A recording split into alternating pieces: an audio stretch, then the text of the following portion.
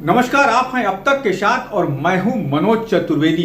नीतीश कुमार ने कभी सोचा भी नहीं होगा कि जब वो बिहार की कुर्सी को छोड़ने का प्रयास कर रहे हैं, छोड़ने की तरफ आगे बढ़ रहे हैं, उस समय उनको इतना बड़ा राजनीतिक झटका लगेगा। जी हां, आज बिहार की सबसे बड़ी खबर में ये है कि पटना उच्च न्यायालय ने जो है वो जाति जनगणना पे तत्काल प्रभाव से रोक लगा दिया है और उस कोर्ट ने कहा है कि तुरंत जो भी आपके कर्मचारी शिक्षक जो है फील्ड में जातीय जनगणना कर रहे हैं उसे वापस बुला लिया जाए, उन्हें वापस बुला लिया जाए। पीके शाही एडवोकेट जनरल जो है बिहार सरकार के, उन्होंने तमाम दलीलें रखी उच्च न्यायालय, पटना उच्च न्यायालय के सामने, लेकिन कोर्ट ने, जजों ने उनकी एक बात नहीं सुनी और कहा कि नहीं, इस पे तत्काल रोक लगेगी। सरकार ने कहा कि सरकार के तरफ से एडवोकेट जनरल ने कहा कि हम जो है केंद्र सरकार से इसकी अनुमति लिए हैं। उन्होंने कहा कि अनुमति कहाँ है ये भी दिखाई। उन्होंने कहा कि हमने 500 करोड़ रुपए का प्रावधान रखा है बजट में, जो कि बिहार विधानसभा में इसे पारित किया जा चुका है। उन्होंने कहा कि नहीं, आप 500 करोड़ रुपया कहां कानून बनाकर पारित किए हैं ये भी तो बता दीजिए।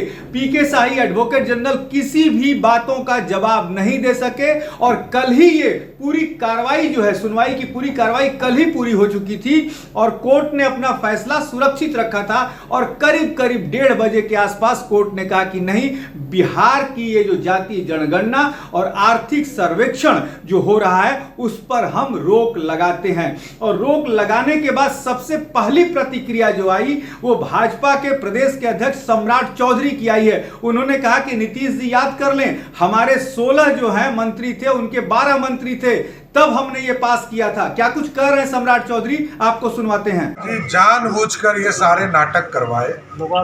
नीतीश कुमार जी नहीं चाहते हैं कि बिहार में जातीय जनगणना हो। नीतीश कुमार की सरकार ने पक्ष सही से नहीं रखा, इसलिए हाईकोर्ट ने रोक लगाया।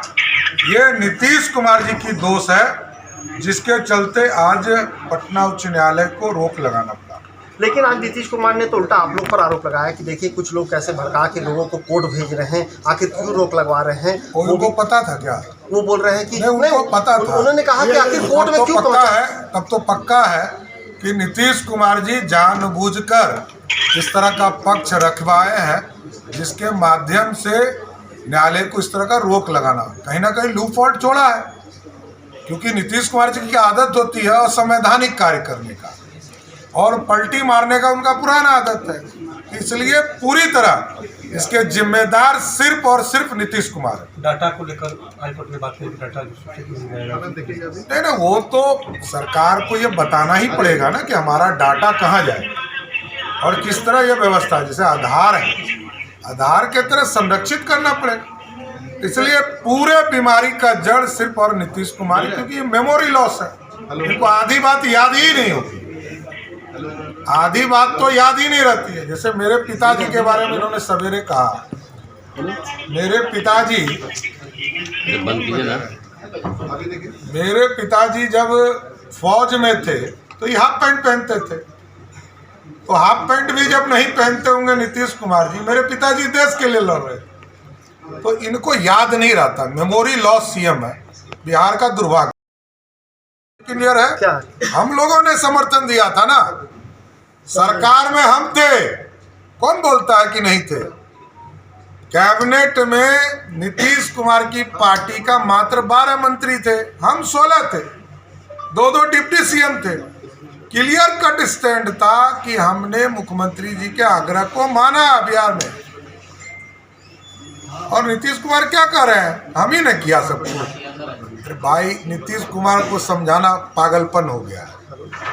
नीतीश कुमार ही सब कुछ किए हैं, याद है ना, गृह मंत्री थे देश के। कौन थे? बिहार के मुख्यमंत्री कहते हैं कि हम गृह मंत्री थे देश में। हमको याद नहीं है कि कभी जीवन में गृह मंत्री रहे। हमको याद नहीं है कि बिहार शरीफ का नाम नीतीश कुमार ने रखा हो। हमको लगता है वो पैदा भी नहीं लिए होंगे तब बिहार शरीफ का नाम रखा। नालंदा जा रहे हैं, मोदी जी कह रहे हैं कि सभी जगह शांति बहाल है, कोई भी जाके देख सकता है, ये लोग जाकर। बात तो सही है, 144 भी लगा हुआ है। कल आप चलिए मेरे साथ, उनकी सरकार कहेगी कि 144 लगा है। और यहाँ पटना में बैठे मीडिया में सरकार के प्रवक्ता कहेंगे कि 144 लगा ही नहीं है। तो कौन झूठ बोल रहा है ये तो बताओ। नीतीश कुमार झूठ बोलते हैं कि उनके पार्टी के नेता झूठ बोलते हैं कि सरकार का पदाधिकारी झूठ बोलता है। कानून का राज है तो सबको जाने दो। यहाँ तो बाबा आ रहे हैं, उसको भी रोकने के लिए लोग बैठे हैं। अरे बाबा अपना प्रवचन करेंगे, इतना ही दम है तो पूर्णिया किशनगंज में किसी का तकरीर रोक के दिखाओ। ये दम नहीं है नीतीश कुमार जी। सिर्फ तुष्टीकरण। हम लोगों ने साफ तौर पर कहा है कि ना मुगलों की चर्चा होगी बिहार में, ना अंग्रेजों की चर्चा होगी, लेकिन सिर्फ और सिर्फ वीर सपूत। हम लोगों ने तो साफ तौर पर कहा कि नीतीश कुमार की सरकार फेलियर है। अपने डिसीजन को यदि कोर्ट में साबित नहीं कर सकती है तो ऐसी सरकार को नीतीश कुमार को इस्तीफा करना चाहिए। लेकिन जेडीयू की तरफ से भी कहा जा रहा है कि बीजेपी नहीं चाहती थी, कुछ लोग हैं जानबूझ के अड़ंगा डाल रहे हैं। क्या बोल रहा है भाई जेडीयू के कौन प्रवक्ता बोले बताइए। यदि किसी ने कहा है तो इसका मतलब है कि ये लोग कोर्ट के ऑर्डर को चैलेंज कर रहे हैं। इनके खिलाफ मानना चलना चाहिए। अरे भाई किसी की जानकारी हो तब बताइए, नहीं तो ऐसे नहीं। तो क्यों रोक लगा इसके लिए? नहीं, ये तो 100% जिम्मेदार सिर्फ और सिर्फ नीतीश कुमार है।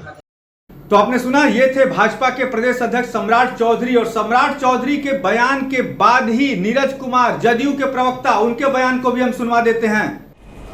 विधानमंडल का सर्वसम्मत प्रस्ताव सर्वदलीय सहमति के आधार पर संवैधानिक प्रावधान के तहत जाति गणना का नीतिगत फैसला और ऐसी स्थिति में माननीय उच्च न्यायालय पटना द्वारा तत्काल अंतरिम आदेश पारित किया जाना और यह इस निर्देश के साथ कि जो भी डेटा संग्रह हुआ है उसको प्रिजर्व रखा जाए, तो निश्चित रूप से ये तात्कालिक आदेश है। इसके राजनीतिक निहितार्थ जो भी निकाल रहे हैं वो सर्वदलीय जो फैसला है, जो विधानमंडल का सर्वसम्मत प्रस्ताव है, उसको गंभीरता से राजनीतिक चश्मे से जरूर देखना चाहिए। तो ये थे जदयू के प्रवक्ता नीरज कुमार, जो आपने सुना सरकार के बचाव के पक्ष में सबसे पहले उतरे हैं। लेकिन उस शख्सियत को भी हम आपको सुना रहे हैं जो कि इस मामले में सबसे पहले उन्होंने PIL दाखिल किया।